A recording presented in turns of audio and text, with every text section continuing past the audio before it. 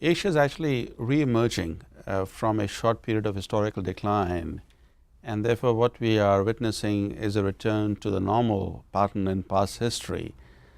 It's not so much Asia's rise, but Asia's re-emergence on the world stage.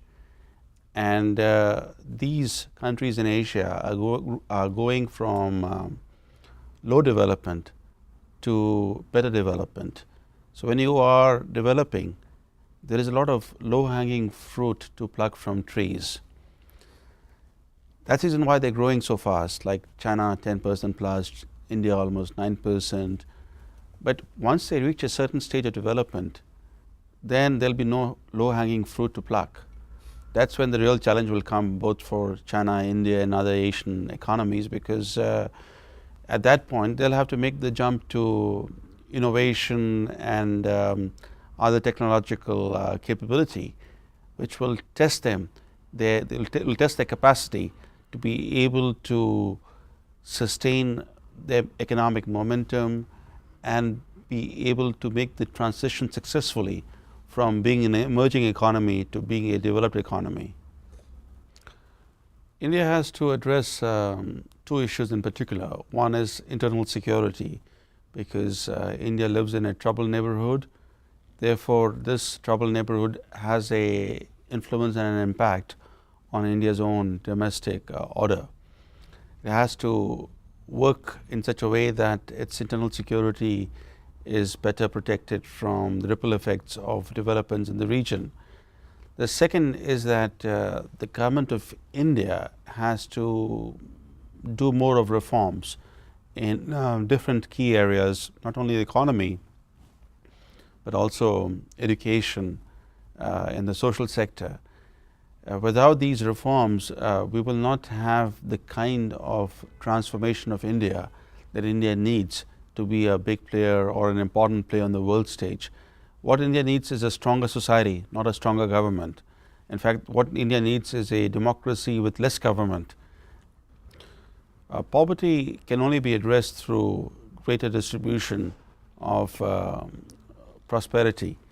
If we have a growth pattern which is elitist in its content and its direction, and which does not lead to social justice and greater economic equality, that trajectory will not be good for India's future.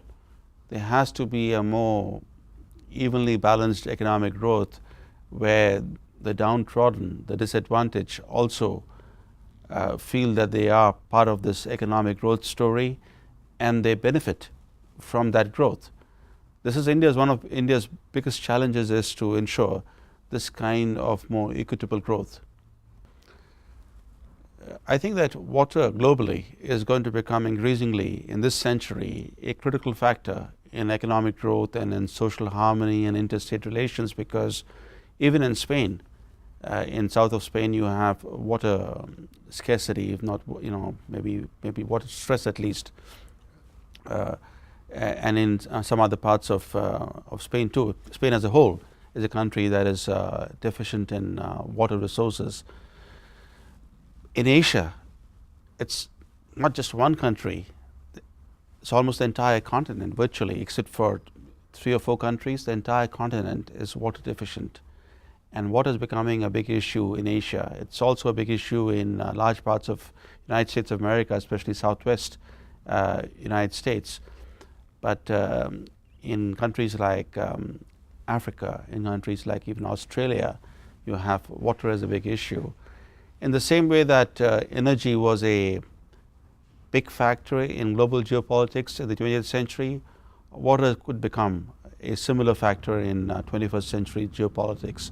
So we have to be very watchful, because resource constraints, especially energy and water constraints, are going to be a serious bottleneck in rapid economic growth. And in Asia is going to be the center of such constraints, and also the center of resource geopolitics, and the most likely flashpoint for resource conflicts, including water conflicts. I'm not opposed to nuclear power, but I'm opposed to the hype that is associated with nuclear power. Nuclear power is being sold as if it's the answer to coal energy or to oil energy. The fact is that while we need clean energy of different types, and we should invest not in one clean energy but in a host of clean energy, so that we have a hedging strategy in place depending on which of these technologies emerges as most commercially viable. So I'm all for diversification into different aspects of clean energy, but the problem with nuclear power is that it's not a new technology. It's a 50-year-old technology. It has matured long ago. But instead of the cost of nuclear power coming down, the opposite has happened. Commercial nuclear power has become increasingly expensive, and it survives in all countries, including in France, on state subsidies. And the state subsidies are very, very generous. I'm not opposed to state subsidies for clean energy technologies, but you can't be subsidizing a technology 50 years down the road. You should be subsidizing a new technology in the initial stages so that it's able to stand on its own feet, it's able to develop commercially and become viable commercially. But nuclear power is the most pampered energy technology in the world. It also enjoys the most generous state subsidies, and I think that this whole business of trying to market nuclear power as a panacea is misplaced. It is in that context I thought that the US-India nuclear deal had been oversold to the Indian public and to the world at large. Well, all disputes should ideally be resolved, but like a bad marriage, some disputes cannot be resolved, right? When you have a bad marriage, you have two options: one, to live with it, or to separate. And if you separate, then in a bad marriage you can be enemies or you can be on talking terms. Now this is the problem about Kashmir. It's a dispute that can't be resolved in a way that will satisfy all parties. It's a territory which is now controlled by three countries. India controls 45% of Kashmir, Pakistan 35%, and China 20%. Two of the three players are happy with the status quo. One country, Pakistan, wants to change the status quo. So there will be never any kind of a resolution that will satisfy all three players, because the different interests at play. When something is unresolvable, the best thing to do is to try to manage that dispute in a way that it's not an impediment to better relations between nation states.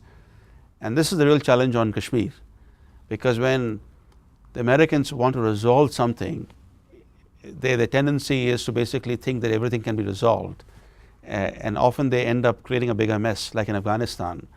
Kashmir is not an issue where if you have outside intervention by the Americans or by others, it's going to resolve itself. No, it'll become a bigger mess.